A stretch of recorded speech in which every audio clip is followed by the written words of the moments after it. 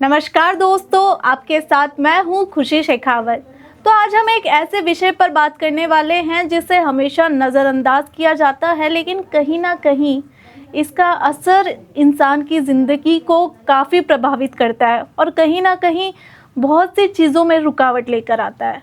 पितृदोष कभी ज़िंदगी में रुकावट तो कभी कामों में रुकावट, और आज के इस पॉडकास्ट में हम समझेंगे इसे बहुत बारीकी से और आपके हर सवाल का जवाब हमें देंगे एस्ट्रोलॉजर जय कुमार जी।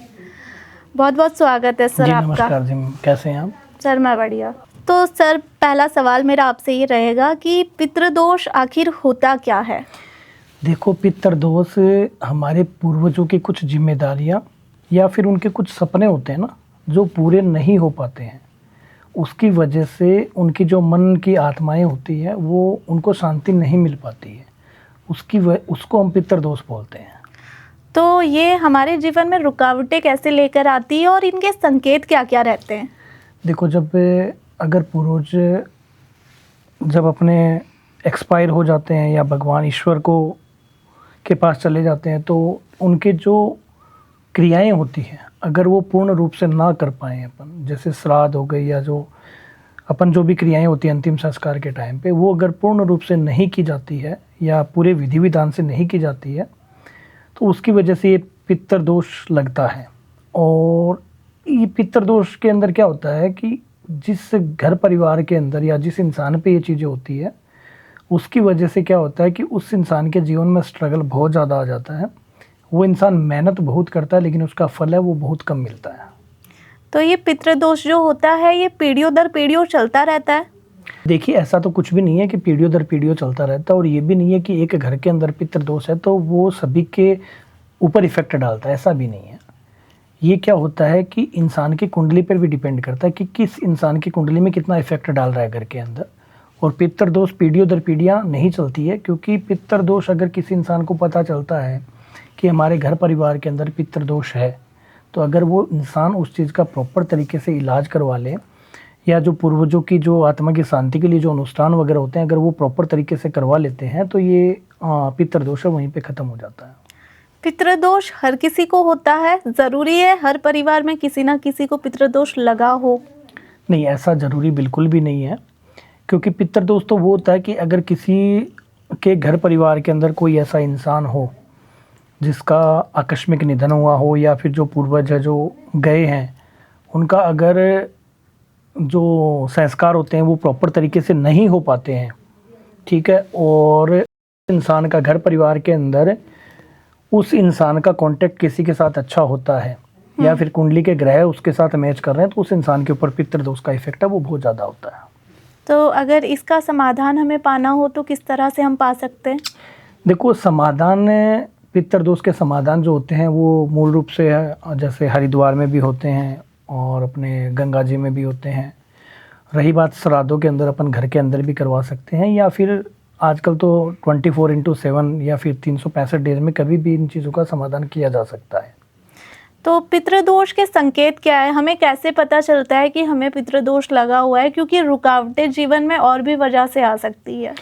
देखो, पितृदोष के संकेत क्या होते हैं कि घर के अंदर शांति नहीं रहना, पहला। दूसरा संकेत होता है कि घर के अंदर जैसे बच्चे हैं, बच्चों के रिश्तों में रुकावटें आना, और अगर रिश्ते हो गए हैं तो शादी में रुकावटें आना, और कभी कभार ऐसा होता है रिश्ते भी हो गए, शादी भी हो गई, तो फिर होता है बच्चे होने में प्रॉब्लम होना। ये पितृदोष के संकेत होते हैं। और पितृदोष इंसान के जीवन में काम कारोबार में भी काफ़ी इफेक्ट डालता है। इससे क्या होता है कि इंसान काम कारोबार करता है तो वो पहले तो अच्छा रहता है, लेकिन धीरे धीरे वो डाउन होता जाता है। ये भी पितृदोष के संकेत होते हैं। अगर पितृदोष की वजह से किसी का बना बनाया कारोबार खराब हो जाता है तो उसको किस तरह से मैनेज करना चाहिए और पितृदोष से मुक्ति कैसे पा सकते हैं? देखो, पहले तो उस इंसान को ये पता लगाना चाहिए कि क्या वाकई में पितृदोष है क्या। क्योंकि देखो, संकेत आजकल क्या होते हैं कि जैसे पितृदोष के संकेत या किसी का किया करवाया होता है उसका संकेत होता है ना, वो सेम होता है लगभग, ठीक है ना। तो इंसान को अगर ऐसे मन में शंका होना कि क्या हमारे को या मेरे को पितृदोष है, मेरे घर में पितृदोष है, तो उसके बारे में किसी अच्छे एस्ट्रोलॉजर से कंसल्ट करनी चाहिए, उसको अपनी कुंडलियाँ दिखानी चाहिए, घर परिवार के बारे में पूछना चाहिए और उसका जो पास्ट बीता है उसके बारे में भी मीन सारा बताना चाहिए कि हमारे पास्ट में ऐसी ऐसी कंडीशंस हुई है, ऐसी ऐसी घटनाएं घटी है, क्या उसकी वजह से ऐसा हो रहा गया। तो अगर कोई अच्छा जानकार रहता है तो उसको ये चीज़ें पता चल जाती है कि हाँ पितृदोष की वजह से ये सारी चीज़ें हो रही हैं। पितृदोष का असर सबसे ज़्यादा किस पे पड़ता है, बच्चों पे या फिर बड़ों पर?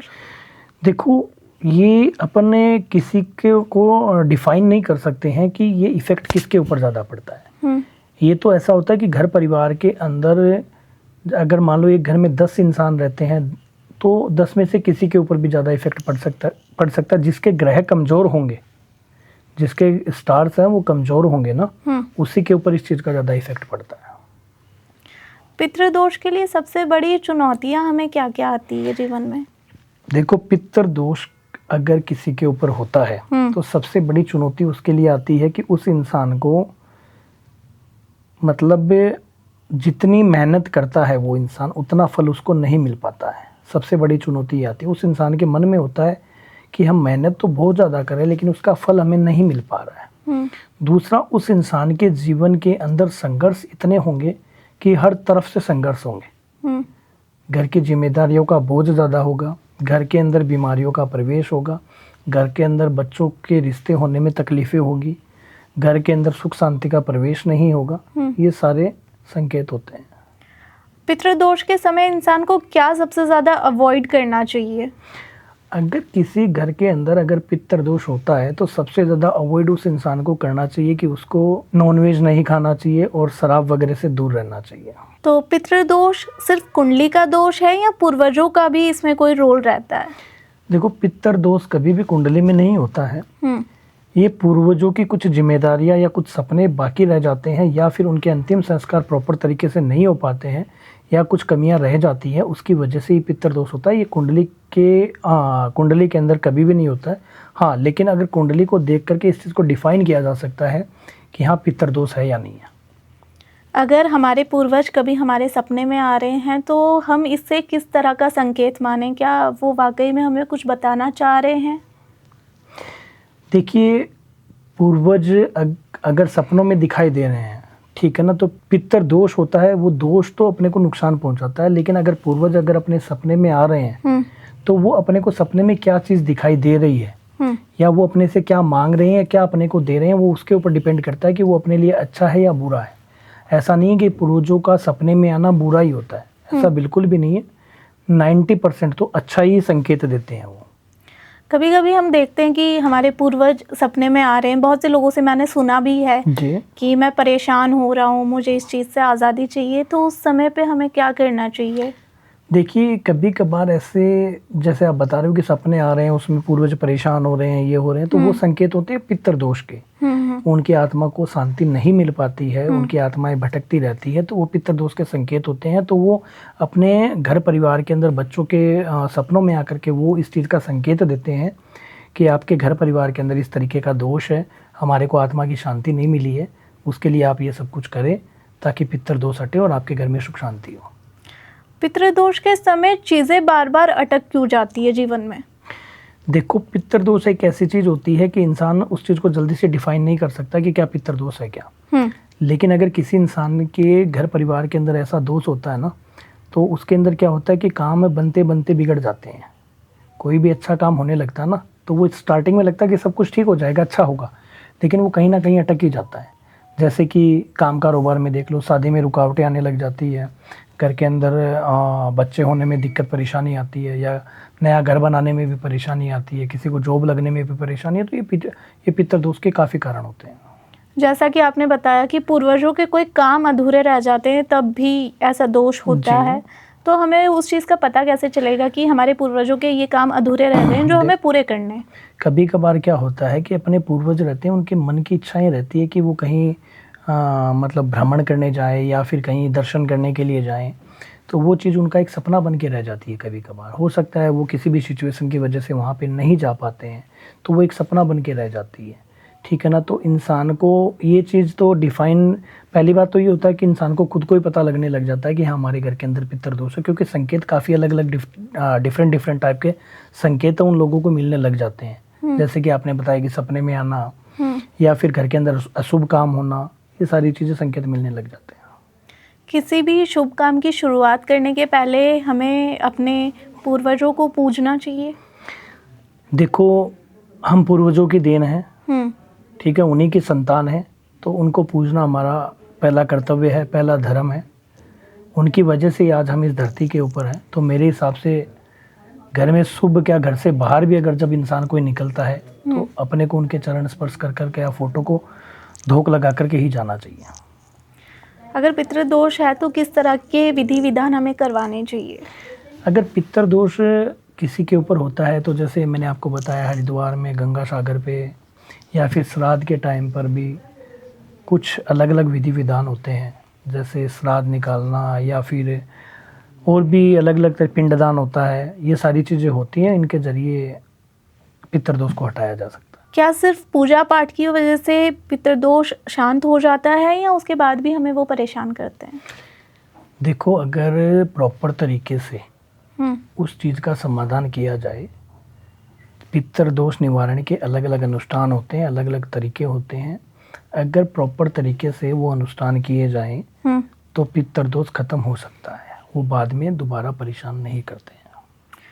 पितृदोष और करियर की मैं बात करूं या मैरिज डिले की मैं बात करूं तो इसका क्या कनेक्शन है?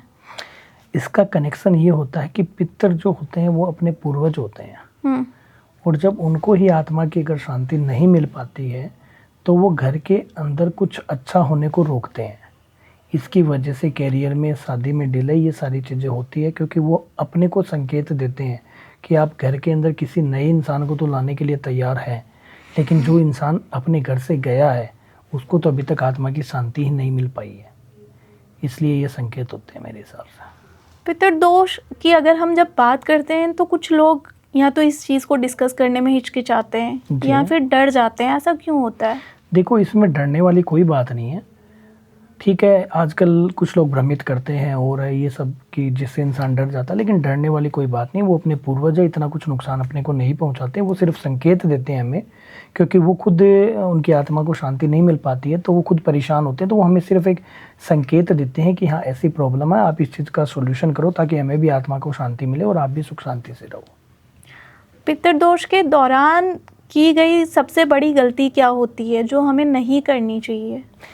देखो, पितृदोष का अगर जब इंसान को पता लग जाए कि पितृदोष हमारे घर परिवार में या हमारे जीवन में पितृदोष है, ये पता लगने के बावजूद भी अगर अपन उस चीज़ का सोल्यूशन नहीं करते हैं या उसके लिए जो अनुष्ठान होते हैं या जो विधि विधान होते हैं, अगर वो प्रॉपर तरीके से अगर अपन नहीं कर रहे हैं तो वो उस इंसान की सबसे बड़ी गलती होती है। उस समय में ऐसी गलतियां नहीं होती कि आप शराब पी रहे हैं या फिर कुछ ऐसा जिसकी वजह से भी वो चीज़ और हावी हो जाए हमारे ऊपर? देखिए, हावी हो जाती है। अगर पितृदोष जिस घर के अंदर होता है वहाँ पे अगर अपन बुरी चीज़ें बोले तो जैसे शराब, अल्कोहल हो गई, शराब और अपना नॉनवेज वगैरह वगैरह का अगर प्रवेश घर के अंदर रहता है तो कहा जाता है बुरी चीज़ें इन्हें ज़्यादा अट्रैक्ट तो करती है। वो चीज़ें क्या होती है, वो फिर हैवी हो जाती है बहुत ज़्यादा। तो ऐसे समय पे क्या करना चाहिए इन चीज़ों से बच के? ऐसे अगर इंसान को पता चले कि घर के अंदर पितृदोष है तो फिर इन चीज़ों से दूरियां बनानी चाहिए उस इंसान को, और जल्द से जल्द कोशिश करनी चाहिए कि पितृदोष का इलाज हमें करवाना चाहिए। ये टेम्पररी होता है या परमानेंट है? नहीं, ये जब तक इस चीज़ का इलाज नहीं होता है तब तक परमानेंट रहता है, लेकिन इस चीज़ का इलाज हो जाता है तो ये चीज़ें हट जाती है आराम से। जैसा मैंने आपसे सवाल किया था कि ये पीढ़ियों दर पीढ़ियों चलता है क्या, तो आपने कहा था ऐसा नहीं होता, लेकिन अगर हमारी इस पीढ़ी ने समाधान नहीं निकाला बिल्कुल तो वो आगे की पीढ़ी को लग सकता है। बिल्कुल लगेगा। वो जब तक इस चीज़ का समाधान नहीं होगा, अगर 7 जन्मों तक या 7 पीढ़ियों तक इस चीज़ का समाधान नहीं करेंगे तो ये पीढ़ी दर पीढ़ी चलता रहेगा और पीढ़ी दर पीढ़ी ज़्यादा नुकसान पहुंचाता रहेगा अपने को। ऐसे में इंसान सबसे ज़्यादा किस कंडीशन में कंफ्यूज रहता है? कन्फ्यूजन किस चीज़ की होती है? कन्फ्यूजन ये होती है कि उस इंसान के मन में सबसे बड़ी बात तो ये होती है कि यार अपन किसी का कभी अपन ने बुरा नहीं किया, अपन अच्छे काम करते हैं, लोगों की भलाई करते हैं, सेवाएं करते हैं, लोग लंगर भंडारा भी लगाते हैं, लेकिन फिर भी उसके साथ गलत क्यों हो रहा है? वो मेहनत इतनी कर रहा है फिर भी सफल क्यों नहीं हो पा रहा है? उसकी गुडविल अच्छी है लेकिन बच्चों के रिश्ते नहीं हो पा रहे हैं। ये सारी चीज़ें होती हैं। जैसे एक परिवार में 2 दादा 3 दादा होते हैं, तो क्या ऐसा होता है कि हमारा जो ब्लड ग्रुप है वो सेम है लेकिन हमारे घर अलग अलग होते हैं, जी। तो क्या एक पूर्वज का दोष दूसरे घर में लग सकता है? देखिए, वो देखा जाता है कि वो संतान किसकी है, ठीक है ना। जैसे मान लो कि एक दादा के भाई होते हैं, तो वो जो इंसान एक्सपायर हुआ है या फिर जिसकी आत्मा को शांति नहीं मिल रही है, तो ये उसकी संतान को ही लगता है, ना कि उसके भाइयों की संतानों को लगता है। लेकिन मैंने बहुत से केसेस ऐसे भी सुने हैं जिसमें ऐसा होता है। नहीं, ऐसा होता है, ये सिर्फ मन की भावनाएं होती है, लेकिन मुझे नहीं लगता कि ऐसा होता है, क्योंकि ये अपनी संतान होती है ना, उसी के ऊपर ही लगता है। लेकिन हमारा खून तो एक ही रहता है, भले हम 10 दादा के नहीं, बच्चे क्यों ना हो। खून एक ही रहता है, लेकिन मेरे हिसाब से ऐसा नहीं होता है, क्योंकि परिवार जैसे जैसे मीन्स पीढ़ियाँ बढ़ती जाती है ना, वैसे वैसे परिवार कटता जाता है।